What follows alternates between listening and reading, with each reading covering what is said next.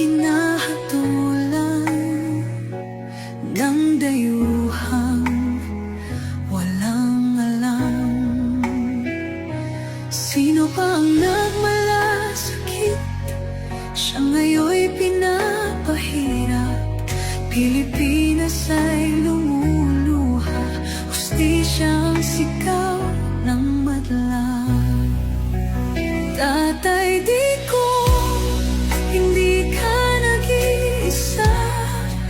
Milyon-milyong puso ang kasama.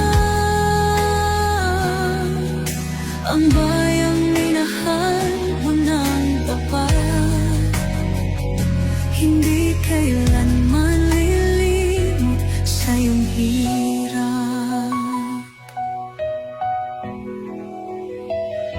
Ilang taon mong isinakripisyo, kapayapaan, kaunlaran para sa Pilipino.